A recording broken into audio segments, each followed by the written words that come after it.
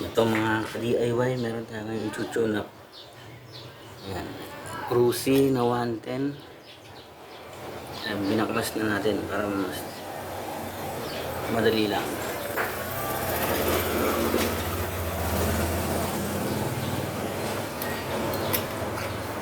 Gamit lang tayo ng webe saka mamihit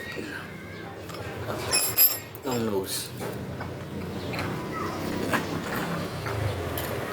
So, ikot-ikot mo muna ito.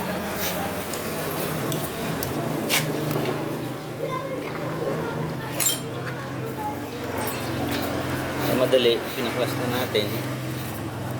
Makikita nyo. Ayan. Dito meron dito yung letter T. Ito letter T. Teka. Letter T natin. Yun, dapat dito diretso siya. Atas. Saka yung ito dapat nandito. Dito yan. Ulit na rin ito. Kaya ikot nyo lang ulit. Ikot natin eh. Para mapunta lang doon.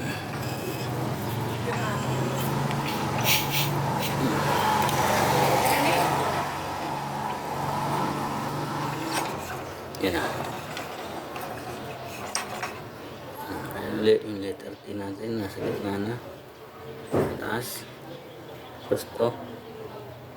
Yung sinasabi ko sa inyo dapat nandito. Yung butos na yun sa may sprocket.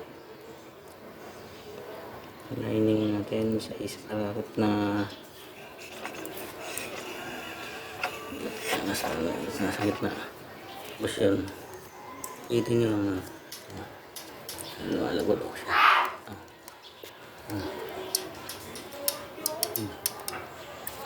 Ilalim niya yan. Narinig na ba? Yung ilalim. Doon. Siyado na ang patok niya. Kailangan tune up natin. Gamit natin ay 0.002. Yung pillar gauge natin sa 0.003. 0.002 dito sa taas. 0.003 doon, medyo makapal. Doon sa baba.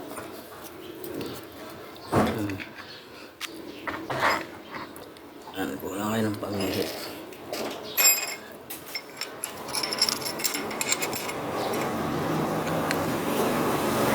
Naluwagan nyo lang siya. Ayan, pag naluwagan nyo na siya, itong butil na ito, pipitin lang.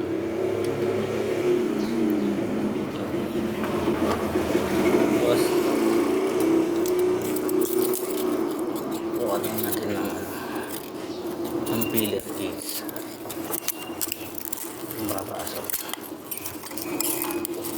Pumasok siya.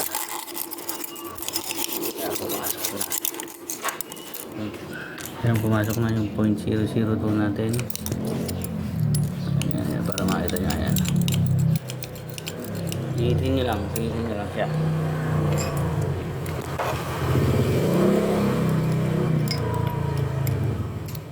Hindi mo nang gigiran.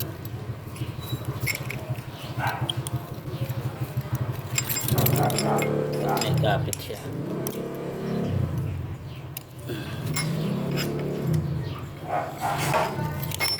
Tingnan ng pliers.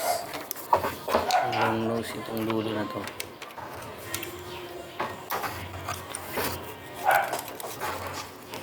Yung dulo na yan.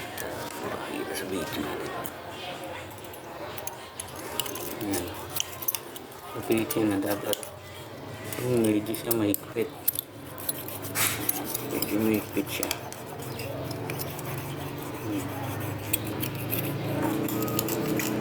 Ayan. Nakakapit siya. Hindi siya nakakatak. Hindi maluwag. Parang hindi siya Ito naman, 0.002. Doon sa ilalim, ganun lang din. Na-timing nga pala. Ito, naka-timing naman na yung ano natin. Ito. Yan yung letter T. Ito yung timing chain natin. Tapos, ito kasing dito may piston dito. Ito, wari, ito may hinanda na akong piston. Ganyan yan, dyan. Yung piston na yan, naka-timing yan. Ito, letter T, piston, tapos ito yung timing gear natin.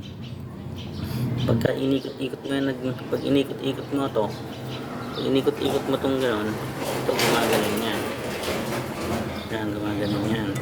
Itong pinaka-pulitan na to, ng piston ring na piston natin, ng pinakailalim ng piston na yan, tapat yan. Tapat nitong kulay itim din ito, itong block natin. Yan, tapat yan ng block.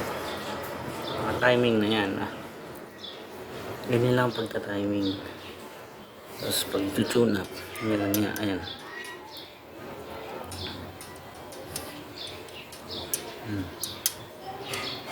Dapat konting ano lang, tunog lang siya doon sa ilalim. Ganyan lang pag-tune up. Dapat